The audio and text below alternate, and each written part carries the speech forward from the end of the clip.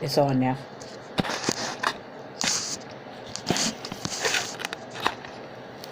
All right, we're interviewing Demetrius Ethley. At the time, he lived in the project housing during the early 1970s. Yeah. And he is my cousin. My grandmother raised him from birth. Yes. Am I correct? Thank God Okay. she did. From birth. She was an awesome grandmother. And so I'm going to be talking to him today about Butler housing and the era during that 1970, how he was raised right among good neighbors, okay? People that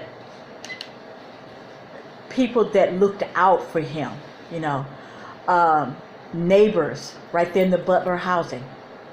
How do you feel about your neighbors during that time? Well, there weren't many kids on my little street where I was. I remember they were behind me, so the older people knew to look out for me because it was my grandmother. She was real close to them.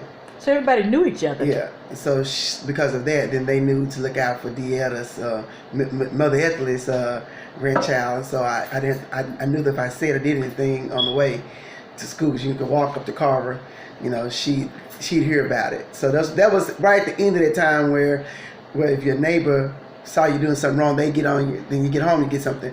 It was starting to die down around that time, but you know it was still a little of it, enough that that things could get back, and they looked out for you. I had I was always looking forward to her being home to greet me, you know, make sure everything was going okay. We eventually they started busing us from Carver to a school out in the Meacham area that I forgot the name of. I think I want to say Carswell or something like that. Uh-huh. But I didn't get to stay there long because then my grandmother and I eventually moved Okay. out of the projects. But while we were there, I do remember my first little kiss from a girl named, her name was Demetrius. Wow. You know, I remember hanging out in a little jungle, like bushes in front of our house that had this, and we make it was like Tarzan.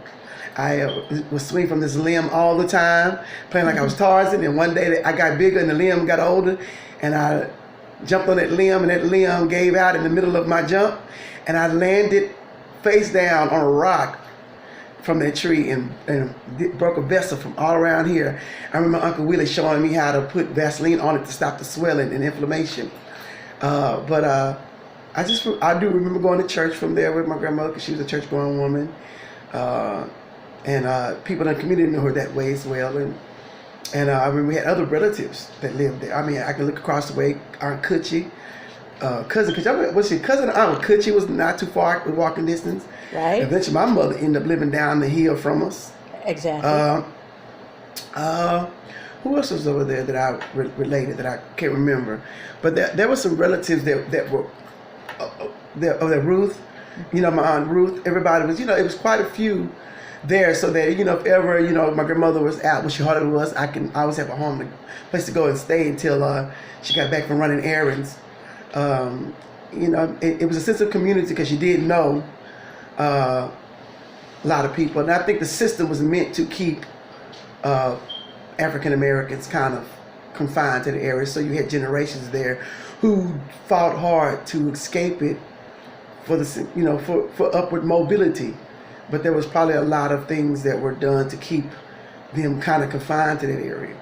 So you may find that you may have had great aunts and uncles and cousins sitting around there that have been there, and the many who made it out. But a lot, by the system's design, you could walk around the Butler housing and probably find many generations still there.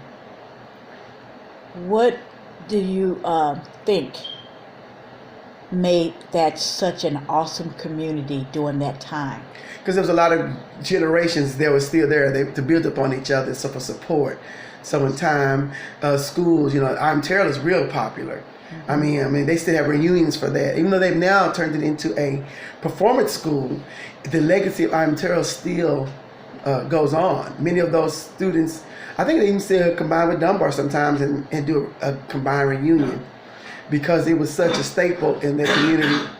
But I think a lot of what made it also bonding was because, you know, they had many family members around or extended that they could also built upon for support. Need a ride, support each other for getting jobs and schooling. And say, for instance, if somebody wasn't going to be home, and maybe you could go to a neighbor's house at those times, Right. and stay there till your mom got off work or your granny came in from running errands. Errands. Now these days you're scared to let your children go stay at a neighbor's house while you're gone. You have so much going on. You don't want them to be somewhere else other than home. But in those times you could easily be somewhere with a neighbor and relatives in the community until the home where you live, someone showed up. Because sometimes maybe they were working too. Mm-hmm. But you can go next door, or you can go a couple of doors down, and you'll be in good care, and your family knows that you'll be in good care. Okay, hold on 1 second. Okay, let me stop that.